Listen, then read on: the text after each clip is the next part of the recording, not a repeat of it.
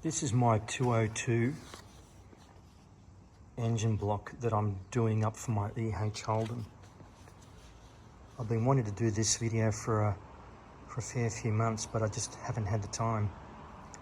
I'll start by saying that the engine I grouted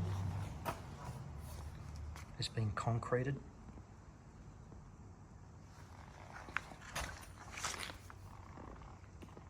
In there.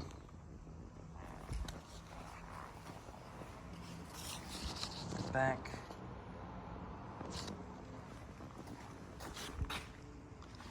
So pretty much the water jacket from about there to just underneath that Welsh plug hole is all grouted right across. Number two, what's been done is I've had bronze guides put in the lifter bores. We're going to be running a solid roller cam, and they all got those restrictor holes to limit the amount of oil that goes to the top end of the engine.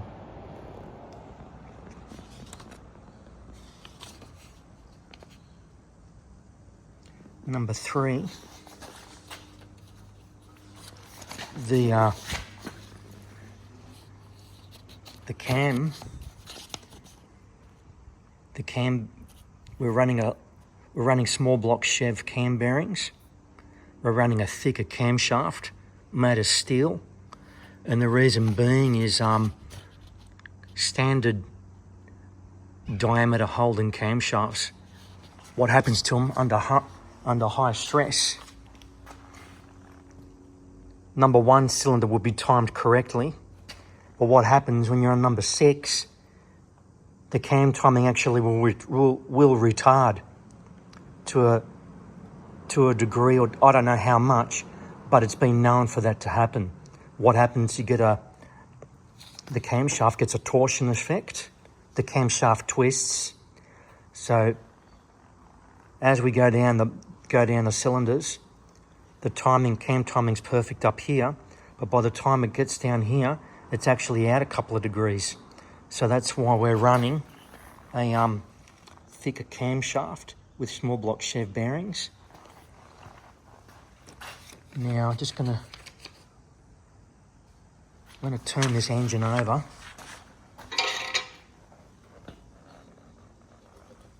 Oh, if you want to know what engine block this is, it's out of a 1971, early 71, maybe even 72, HQ Holden.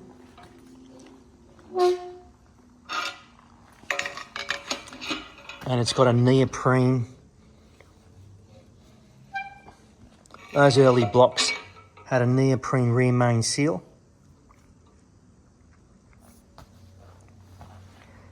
Now, the mains have all been resized and honed. The caps are still at the engine reconditioners. I've fully deburred and polished the block up on the insides.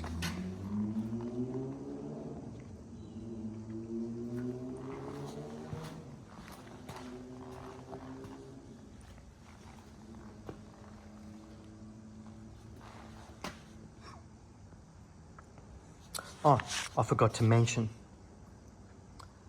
the block has been re-sleeved. But just turn this back over.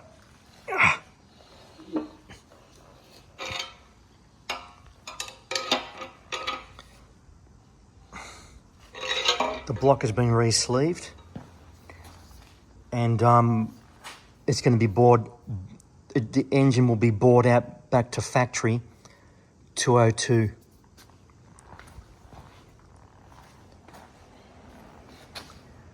These are T-top sleeves, and the reason why we had to put T-top sleeves in, this particular engine block was given to me by a close friend. He had this engine under his house for about 40 to 45 years. It was out of an LJ XU1 Tirana sports sedan. Obviously, it's not a JP block. Obviously, the JP block was long gone, and they ended up using one of these things, and it had been fully machined, and basically it was given to him. It was gifted to him, and what he did was he just stored it under his house. And in the last couple of years, he's had a massive clean out under his house, and he knew I had the car. He was actually one of the very first people that saw my EH when I first got it, and he said to me he had a special block for me to give to me. So he actually kept this block for himself for a rainy day, but as it turned out, he never ended up using it, so he gave it to me.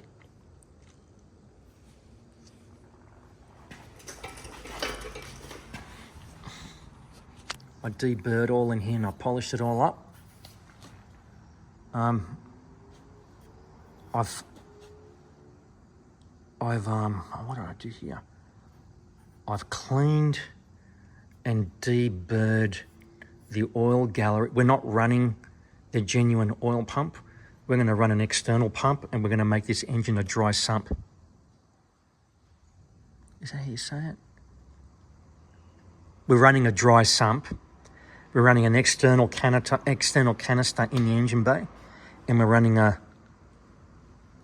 think they call it a 2-stage outside pump that he used to have on his own race car. I just want to show you what I did inside here. I'll just tilt this engine over again.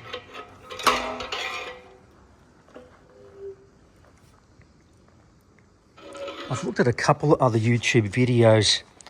There's a few guys out there doing up Holden 6-cylinder engine blocks. And what I've noticed that these guys, they've deburred inside the engine and cleaned up all the dags, but when it came to the oil gallery, they haven't dressed this area up. I'll just grab a torch. I'll just grab a torch because I really think you really need to see this.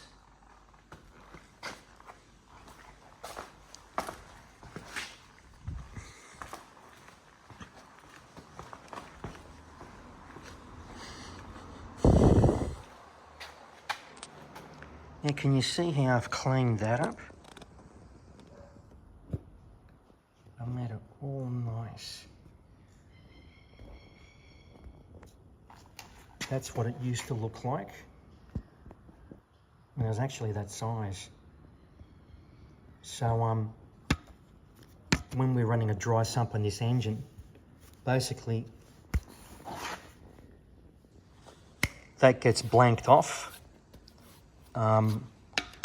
We're not 100% certain what we're going to do yet, but we're either going to put a plate over this and put an AN fitting here, or we're just going to put a blank over the top of that and just get this oil, where this oil switch goes into the engine, this oil gallery, we might bore this out to the next size and put an AN fitting inside there. I don't know if you can see it.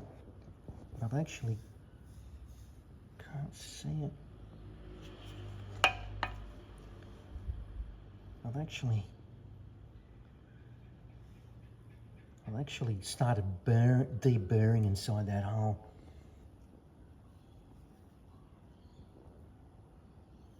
Yeah, you just can't see it.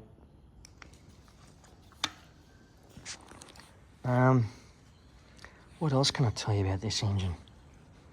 I'm running a counterweight crank out of a 3.3 black motor. I'm running 400 thousandths long con rods. I'll just show you on these ones here that the con rods that I'm running, they're actually way longer than these standard ones. This is an original length con rod and piston. Now, the new con rod, this gudgeon pin, actually sits just below, got something to show you. It's going to sit on the new conrod. The gudgeon pin sits basically up here. So we're running a longer rod. I've already got the pistons made. They're custom, they're a forged piston. They're a standard bore, Holden 6-cylinder, 202.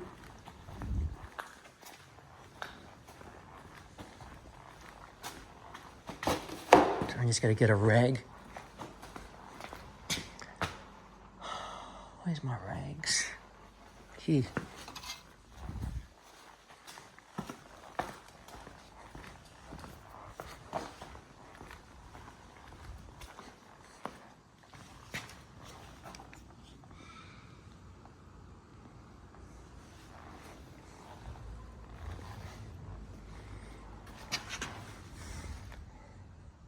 I didn't finish explaining about these sleeves. The reason why we've gone for a T-top sleeve was because, yes, this used to be an LJ Tirana sports sedan, and what they did, back in the day, they used to run really big valve heads, and the valves are so big that what they did was they machined some reliefs inside the top rim of the bore to stop the inlet valves from hitting.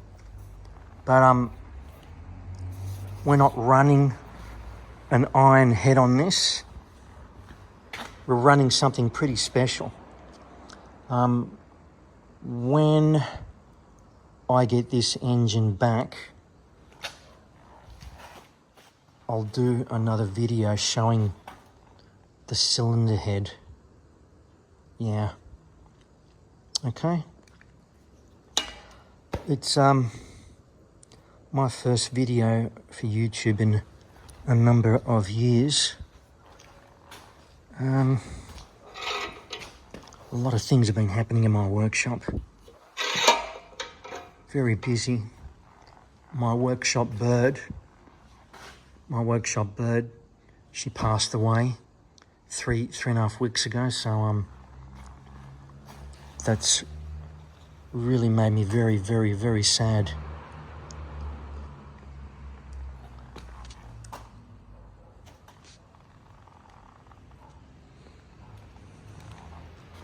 If you have any questions in regards to machining of the block and other things, just let me know. If I can answer them, I will. If not, I'll ask my engine guy, and I'll get the answer off him, and then I'll post them. Thanks for watching.